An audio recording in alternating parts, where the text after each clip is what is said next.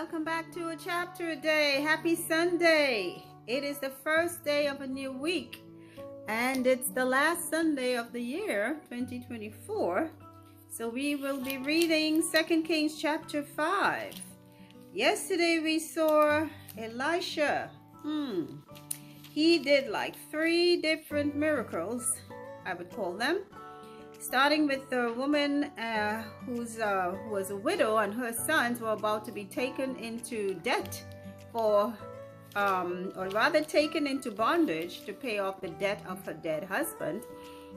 And Elisha had her fill up her neighbors, borrow vessels from her neighbors, fill them up with oil and sell it, and that's how she was able to pay off her debt, keep her sons. The second one was a woman who would have put up or fed Elisha while he was passing through her village, and Elisha eventually she asked her husband to have a special room for Elisha and his servant when they came through. And then Elisha asked what would he do for her, and Gehazi, his servant, suggested, hey, you know, they have no children, her husband is old. So he worked out something for a miracle for them, I would call it, not something. And she was able to have a child, which later got sick and died. And she, believing in Elisha's faith in God, she left and went to Elisha, and she wouldn't leave without him. And he sent his servant ahead with a rod or his staff to put over the child, but it didn't work. So he himself went and lay himself over the child face to face. Twice he did it, and then the child's life returned. And thirdly, when he was feeding the prophets, there were some prophets whose land was in a famine, and he was feeding them, and someone picked a vine that was poisonous, maybe not knowing. And while they were about to eat the porridge or whatever it is, I said a soup, maybe they call it pottage, someone realized that there was a bad vine, a poisonous vine or plant inside of the soup. And Elisha threw in some meal, and then he was able to stop it from poisoning anyone. And then finally someone bought him bread, and he had 100 prophets plus he and you know who else was there. And they said, this is not enough bread to feed everybody. But you know what Elisha said? Give everybody to eat, and everyone was able to eat. I think it was 20 loaves for 100 and plus people. It worked just like Jesus and feeding the people with the loaves and the fishes. So that was like 4 different miracles Elisha performed within this chapter 4 that we read yesterday. So let's see what goes on in chapter 5. Now Naaman, captain of the host of the king of Syria, was a great man with his master, and honorable, because by him the Lord had given deliverance unto Syria. He was also a mighty man in valor, but he was a leper. And the Syrians had gone out by companies and had brought away captive out of the land of Israel a little maid, and she waited on Naaman's wife. And she said unto her mistress, Would God my Lord were with the prophet that is in Samaria, for he would recover him of his leprosy. And one went in and told his Lord, saying, Thus and thus said the maid that is of the land of Israel. And the king of Syria said, Go, and I will send a letter unto the king of Israel. And he departed, and took with him 10 talents of silver, and 6,000 pieces of gold, and 10 changes of raiment. So what's happening here? Apparently there is a captain in Syria who has leprosy, and I'm surprised he's still a captain, but he may be a really good captain, even though, and the leprosy may be not really full-blown, but he shows the sign of leprosy. So they had a little girl who they had captured from Israel, and she, knowing about Elisha and his power, that his God-given power, told her mistress, hey, you know, if your husband was in Samaria, which is where Elisha dwelt, he would be cured of his leprosy. So she went and she spread the word on to him, and he sent a letter to the king of Syria. Now let's see who the king of Syria was at that time. If I can find it back in chapter 4. I can't remember who the last one was. Let's see chapter 3. And so we had Jehoshaphat. He was the last one. Well, I don't know if there's been another since, but we had Jehoshaphat. That was the last one in chapter 3. But anyway, he was a king of Judah. And I can't remember. It must have been one of Ahab's sons was ruling Israel. But anyway, he came with a letter and a lot of reward to repay whoever the man was that would help him get rid of his leprosy. Silver and gold and changes of clothing. So let's see what happens. Verse 6. And he brought the letter to the king of Israel, saying, Now when this letter is come unto thee, behold, I have therewith sent Naaman my servant to thee, that thou mayest recover him of his leprosy. And it came to pass, when the king of Israel had read the letter, that he rent his clothes and said, Am I God to kill and to make alive, that this man doth send unto me to recover a man of his leprosy? Wherefore consider, I pray you, and see how he seeketh a quarrel against me. And it was so, when Elisha the man of God had heard that the king of Israel had rent his clothes, that he sent to the king, saying, Wherefore hast thou rent thy clothes? Let him come now to me, and he shall know that there is a prophet in Israel. So Naaman came with his horses and with his chariot, and stood at the door of the house of Elisha. And Elisha sent a messenger unto him, saying, Go and wash in Jordan 7 times, and thy flesh shall come again to thee, and thou shalt be clean.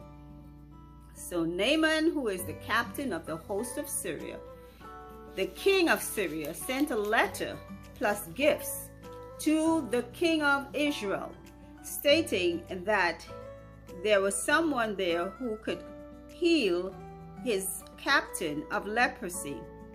When the king of Israel read the letter, he became upset, because in his mind he can't heal anybody of anything, not remembering that Elisha was the one who was really being thought of.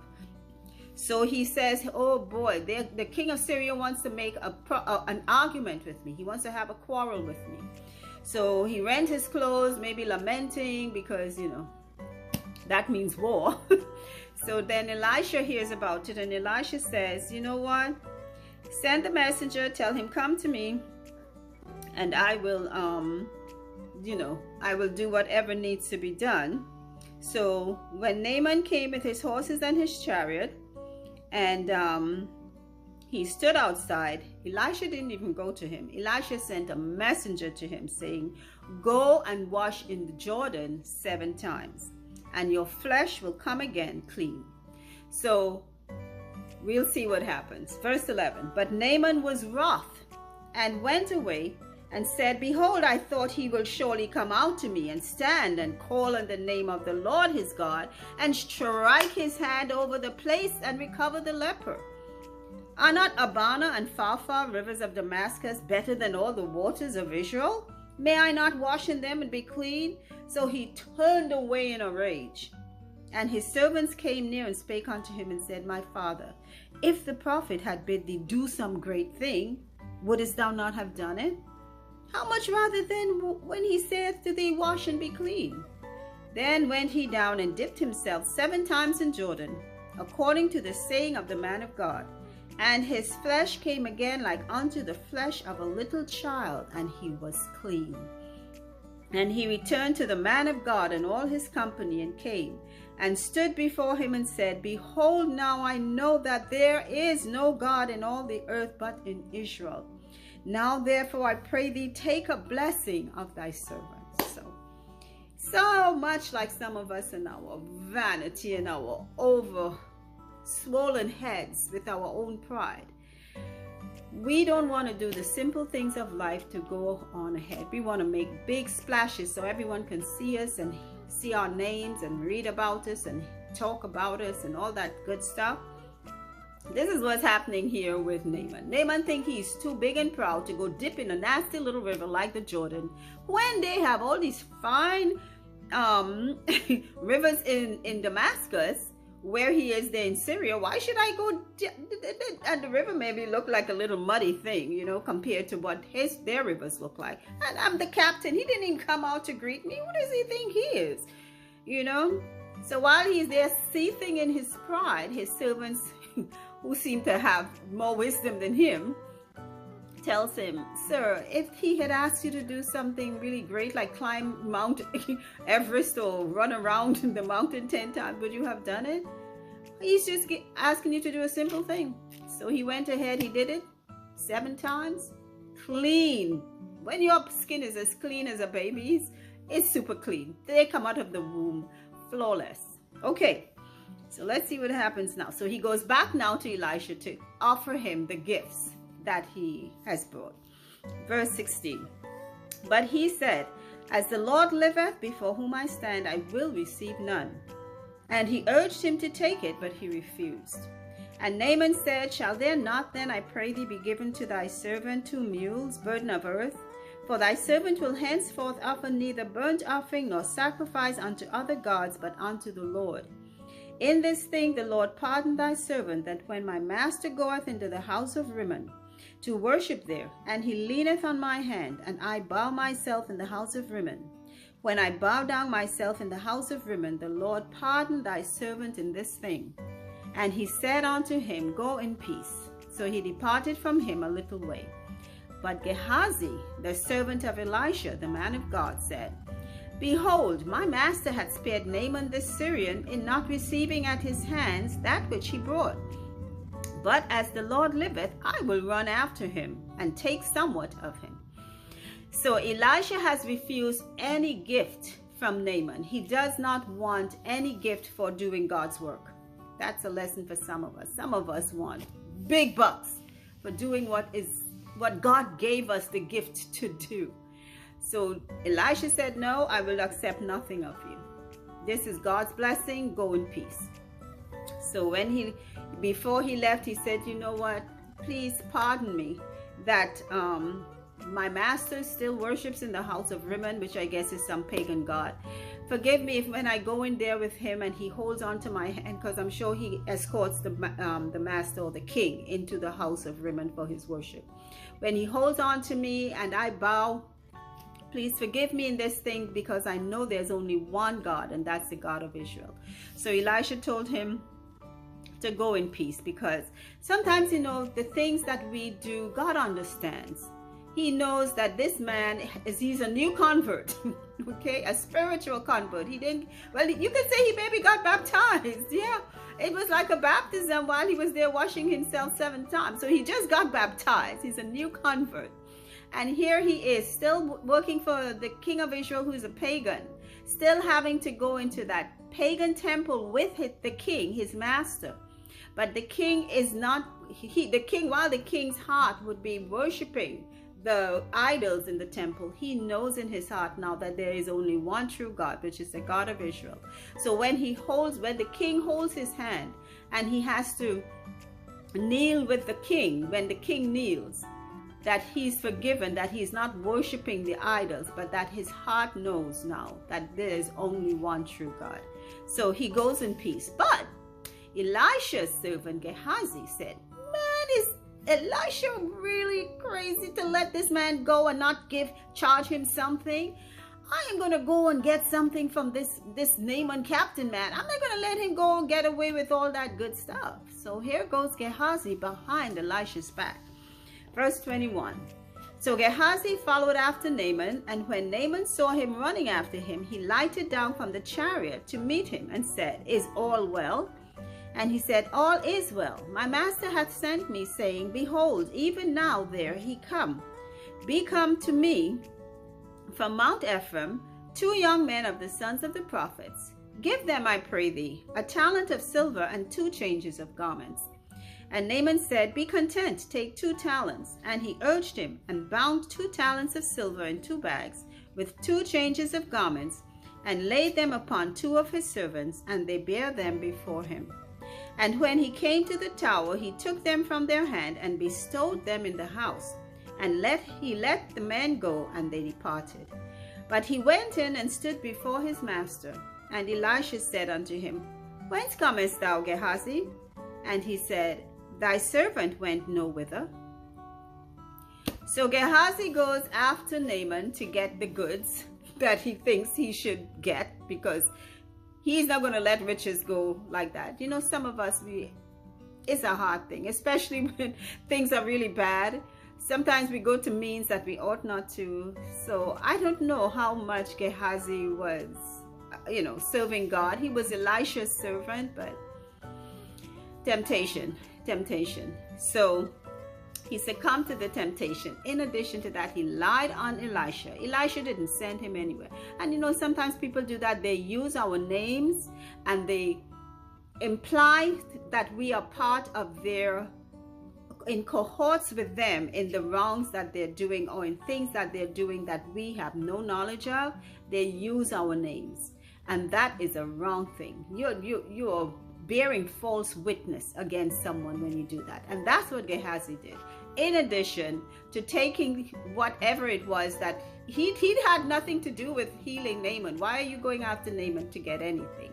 So as Elisha confronted him, he tells a lie again. I didn't go anywhere. All right, let's see what happens. Verse 26. And he said unto him, Went not mine heart with thee, when the man turned again from his chariot to meet thee? Is it a time to receive money, and to receive garments, and olive yards, and vineyards, and sheep, and oxen, and men servants, and maid servants? The leprosy therefore of Naaman shall cleave unto thee, and unto thy seed forever. And he went out from his presence a leper, as white as snow. Mercy. Mercy. Mercy. Punishment. Deception. Lies. Deceit. Lies and deceit. A lot of people practice this like if it's just a natural part of their being. I detect it sometimes. I don't call people out, because I say, you know what, Lord? This person has made lying such a part of their lifestyle that it just comes like speech. Just like how you hear people speak and they just splurt out filthy words. It's the same thing with people who tell lies. It's here. So that it just naturally, here we connect the heart and the head, it just comes out. And it's like nothing to, they don't even think it's a wrong thing. But God does not. And sorry to say, Gehazi got punished by Elisha because of his deceit and his lies. The leprosy that was on Naaman was now transferred to Gehazi. It's terrible. And not just him, guess what? His seed. I'm going to say this, and I have said this in my own family. Sometimes they are generational curses. People don't want to believe it. And this is separate from the sins of the father. Children paying for the sins of the father. They are generational curses. And sometimes we can't understand why a certain group of people, or it could be in a family, could be in a certain nation, a certain group of people of any ethnicity, a certain group of people of some sort of belief, of whatever it may be, or it could be an individual as part of, we don't know the whole group or family that belongs, the descendants, but we know this individual or maybe a couple of people from that family, and there's a generational curse, something we see that's just wrong all the time. And it may be in every family. God alone knows. There is something wrong. For Gehazi, who knows who came down the line of Gehazi? I mean, we don't deal with leprosy anymore like back in the Bible days, but it still exists. It still exists. Oh, mercy. That is the end of 2 Kings chapter 5. It's a terrible thing to fall into the hands of the living God. Don't lie. Don't tell lies on other people. If you're doing something, you do it. Don't try to involve other people in your lies and your deceits to get them in problems, to put problems on them. I pray today, folks, that you have a wonderful day. Think sometimes when we read these chapters, it's just not to be heard, it's to be pondered. So I pray that you find some sort of inspiration from it. And until our next reading, keep listening, because faith comes by hearing God's word. Take care. Bye.